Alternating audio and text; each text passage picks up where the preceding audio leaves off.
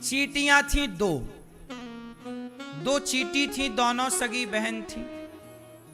एक नमक के ढेर में रहती थी, एक शक्कर के ढेर में रहती थी। एक नमक का रस लेती थी, एक शक्कर, शक्कर मतलब चीनी, शक्कर मिश्री का रस लेती थी, मिश्री के ढेर में कह लो मिश्री के रस लेती थी। एक दिन शक्कर खाने वाली मिश्री के ढेर वाली चींटी नमक खाने वाली चींटी के घर चली गई। कहो बहन कैसी हो? तो नमक वाली बोली बहन मजे में हूं, पर सुनो मैं बहुत अच्छा खाती पीती हूं, अच्छे घर की हूं, बहुत सुख है। क्या है, क्या खाती हो? खवाया।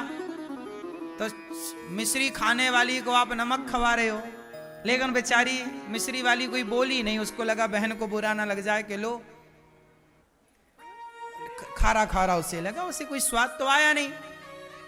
तो निमंत्रण दे दिया मिश्री वाली चींटी ने कि बहन कभी हमारे घर आना। कुछ दिनों के बाद नमक वाली चली। नमक वाली चली तो सही, पर नमक वाली सोची पता नहीं मेरी बहन के यहाँ खाने को होगा कि नहीं, तो मैं अपना नमक का ढेला दबा के ले चलूं। तो वो चींटी अपने मुंह में नमक का ढेला दबा के ले आई। उसके मुंह में अंदर डाढ़ में क्या दबा ले आई? नमक का ढेला। अब मिश्री के ढेर में मिश्री वाली चींटी ने बिठाया, बहन खाओ। अब वो जब मिश्री खाए तो उसके भीतर तो नमक का ढेला था। अब बैठी तो मिश्री के ढेर में है, खा रही है मिश्री, पर स्वाद उसे किसका मिल रहा है? बोलो, नमक का। क्यों? क्योंकि उसके मुंह में क्या है? भाई मिश्री का स्वाद लेना हो तो पहले नमक का ढेला निकालना पड़ेगा। उसी तरह भागवत का स्वाद लेना है तो पहले संसार के प्रपंच का ढेला निकाल के बाहर रखना पड़ेगा। संसार के प्रपंच को, संसार की बातों को निकाल कर बाहर छोड़ना पड़ेगा, तब भागवत का स्वाद आएगा। अब क्या भागवत सुनने आप बैठे तो हो, लेकिन इसी भागवत में बहू क्या कर रही होगी, ताला लगाई कि नहीं, बेटा क्या कर रहा होगा, पोता क्या कर रहा होगा, ये हुआ कि नहीं, वो हुआ कि नहीं, ये प्रपंच यदि आपके भीतर है तो भागवत का रस नहीं आएगा, फिर रस उसी का आएगा ना, प्रपंच का। इसलिए जब भागवत सुनने बैठो 3 घंटे तो संसार के काम काज का ढेला 3 घंटे के लिए।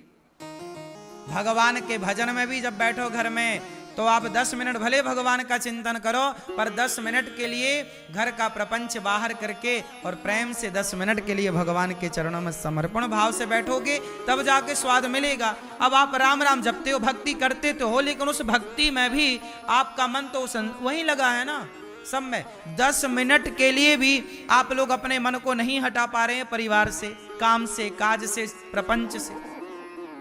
अब बताओ स्वाद कैसे मिलेगा फिर? इसलिए भगवान के साधक को, भगवान के भक्त को सबसे मन हटा लेना चाहिए। पूरे समय, सब टाइम के लिए नहीं, कुछ समय के लिए 10 मिनट के लिए हटाओ, फिर 20 मिनट के लिए हटाओ, 50 मिनट के लिए हटाओ, 1 घंटे के लिए हटाओ, धीरे धीरे बढ़ाओ। ऐसा करते करते जब तुम्हारे बाल पकने लग जाएं तो पूरा मन हटाकर फिर भगवान के चरणों से जोड़ देना, क्योंकि अब तो बाल पक गए, फसल पक गई, कभी भी हार्वेस्टर चल सकता है।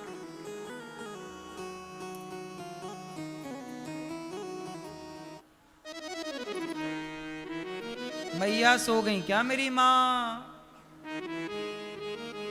नहीं। तो आप लोग भी तो पक रहे हैं मैया, बाल पक गए मतलब क्या संकेत है? फसल पक गई, बुढ़ापे की एंट्री हो गई। अब कितना भी मेहंदी पोत लो पर एंट्री हो गई बुढ़ापे की, और बुढ़ापा आ गया मतलब क्या आना चाहिए? अब धीरे धीरे भजन का टाइम बढ़ना चाहिए। अब परिवार से मन धीरे धीरे कम होना चाहिए, पर उल्टा है, बुढ़ापे में मन और बेटा बेटी पोता पोती में इतना चिपक जाते हैं लोग, छूटता नहीं। ए ममता तू ना गई मेरे मन से, ममता ममता ममता तू न गई मेरे मन से।